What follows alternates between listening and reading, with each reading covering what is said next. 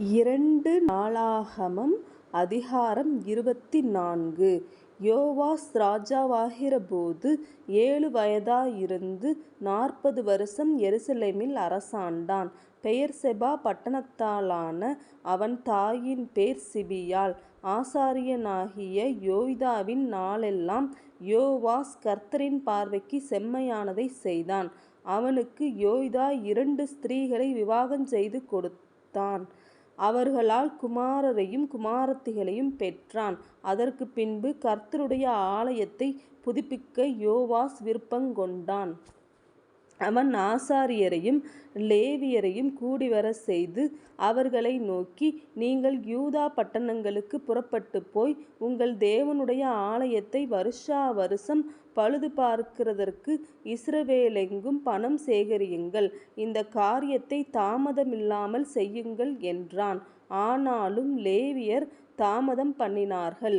அப்பொழுது ராஜா யோய்தா என்னும் தலைவனை அழைப்பித்து, சாட்சியின் வாசஸ்தலத்துக்கு கொடுக்க கர்த்தரின் தாசனாகிய மோசே கட்டளையிட்ட வரியை யூதாவினிடத்திலும் எருசலேமியரிடத்திலும் இஸ்ரவேல் சபையாரிடத்திலும் வாங்கி வருகிறதற்கு லேவியரை நீர் விசாரியாமற் போனதென்ன? அந்த பொல்லாத ஸ்திரீயாகிய அத்தாலியாளுடைய மக்கள் தேவனுடைய ஆலயத்தை பலவந்தமாய் திறந்து கர்த்தருடைய ஆலயத்திலுள்ள பிரதிஷ்டை பண்ணப்பட்டவைகளை எல்லாம் பாகால்களுக்காக செலவு பண்ணி போட்டார்களே என்றான். அப்பொழுது ராஜாவின் சொற்படி ஒரு பெட்டியை உண்டாக்கி அதை கர்த்தருடைய ஆலயத்து வாசலுக்கு புறம்பே வைத்து, கர்த்தரின் தாசனாகிய மோசே வனாந்தரத்தில் இஸ்ரவேலுக்கு கட்டளையிட்ட வரியை கர்த்தருக்கு கொண்டு வாருங்கள் என்று யூதாவிலும் எருசலேமிலும் பறைசாற்றுவித்தார்கள். அப்பொழுது எல்லா பிரபுக்களும் எல்லா ஜனங்களும் சந்தோஷமாய் கொண்டு வந்து பெட்டி நிறைய அதிலே போட்டார்கள். வெகு பணம் உண்டென்று கண்டு லேவியர் கையால் அந்த பெட்டி ராஜாவின் விசாரிப்புக்காரர் அண்டையிலே கொண்டு வரப்படும்போது, ராஜாவின் சம்பிரதியும் பிரதான ஆசாரியனுடைய விசாரிப்புக்காரனும் வந்து பெட்டியிலிருக்கிறதை கொட்டி எடுத்து அதை திரும்ப அதன் ஸ்தானத்திலே வைப்பார்கள். இப்படி நாளுக்கு நாள் செய்து மிகுந்த பணத்தை சேர்த்தார்கள். அதை ராஜாவும் யோய்தாவும் கர்த்தருடைய ஆலயத்தின் வேலையை விசாரிக்கும் ஊழியக்காரர் கையிலே கொடுத்தார்கள். அதனால் அவர்கள் கர்த்தருடைய ஆலயத்தை புதுப்பிக்கும்படி கல்தச்சரையும் தச்சரையும் கர்த்தருடைய ஆலயத்தை பழுதுபார்க்கும்படி கொற்றரையும் கண்ணாரையும் கூலிக்கு அமர்த்தி கொண்டார்கள்.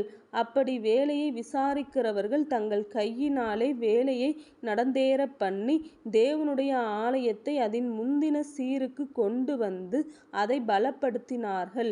அதை முடித்து தீர்ந்த பின்பு மீந்த பணத்தை ராஜாவுக்கும் யோய்தாவுக்கும் முன்பாக கொண்டு வந்தார்கள்.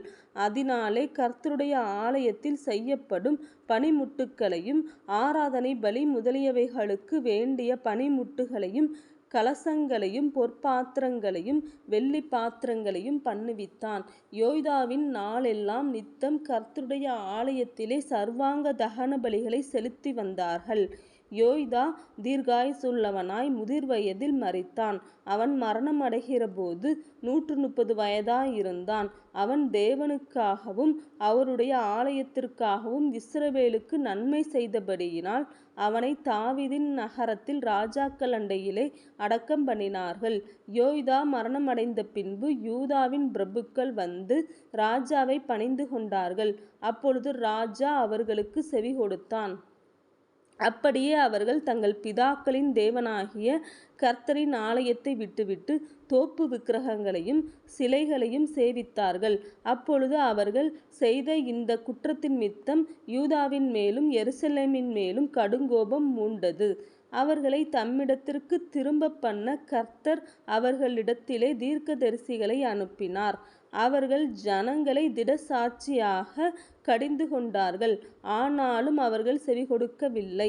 அப்பொழுது தேவனுடைய ஆவி ஆசாரியனாகிய யோய்தாவின் குமாரனான சகரியாவின் மேல் இறங்கினதினால் அவன் ஜனத்திற்கு எதிரே நின்று, நீங்கள் கர்த்தருடைய கற்பனைகளை மீறுகிறது என்ன? இதனால் நீங்கள் சித்தி பெற மாட்டீர்கள் என்று தேவன் சொல்லுகிறார். நீங்கள் கர்த்தரை விட்டுவிட்டதினால் அவர் உங்களை கைவிடுவார் என்றான். அதனால் அவர்கள் அவனுக்கு விரோதமாய் கட்டுப்பாடு பண்ணி கர்த்தருடைய ஆலய பிரகாரத்தில் ராஜாவினுடைய கற்பனையின்படி அவனை கல்லெறிந்து கொன்றார்கள். அப்படியே அவனுடைய தகப்பனாகிய யோய்தா தனக்கு செய்த தயையை ராஜாவாகிய யோவாஸ் நினையாமல் அவனுடைய குமாரனை கொன்று போட்டான். இவன் சாகும்போது கர்த்தர் அதை பார்ப்பார், அதை கேட்பார் என்றான். மறு வருஷத்திலே சீரியாவின் சேனைகள் அவனுக்கு விரோதமாக யூதாவிலும் எருசலேமிலும் வந்து ஜனத்திலிருக்கிற பிரபுக்களை எல்லாம் அழித்து கொள்ளையிட்ட அவர்கள் உடைமைகளை எல்லாம் தமஸ்குவின் ராஜாவுக்கு அனுப்பினார்கள். சீரியாவின் சேனை சிறு கூட்டமாய் வந்திருந்தாலும் அவர்கள் தங்கள் பிதாக்களின் தேவனாகிய கர்த்தரை விட்டுவிட்டபடியினால் கர்த்தர் மகா பெரிய சேனையை அவர்கள் கையில் ஒப்புக்கொடுத்தார். அவர்கள் யோவாசுக்கு தண்டனை செய்தார்கள். அவர்கள் அவனை மகா வேதனைக்குள்ளானவனாக விட்டு போனார்கள். அவர்கள் புறப்பட்டு போன பின்பு அவனுடைய ஊழியக்காரர் ஆசாரியனாகிய யோய்தாவுடைய குமாரரின் இரத்த பலியின் நிமித்தம் அவனுக்கு விரோதமாய் கட்டுப்பாடு பண்ணி அவன் படுக்கையிலே அவனை கொன்று போட்டார்கள்.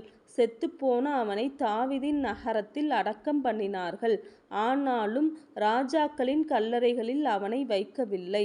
அவனுக்கு விரோதமாக கட்டுப்பாடு பண்ணினவர்கள் அம்மோனிய ஸ்திரீயான சீமாத்தின் குமாரனாகிய சாபாத்தும் மோவாப் ஸ்திரீயான சிம்ரீத்தின் குமாரனாகிய யோசபாத்துமே. அவன் குமாரரை பற்றியும் அவன் மேல் சுமந்த பெரிய பாரத்தை பற்றியும் தேவனுடைய ஆலயத்தை அவன் பலப்படுத்தினதை பற்றியும் ராஜாக்களின் புஸ்தகமான சரித்திரத்தில் எழுதியிருக்கிறது. அவன் குமாரனாகிய அமத்சியா அவன் ஸ்தானத்தில் ராஜாவானான்.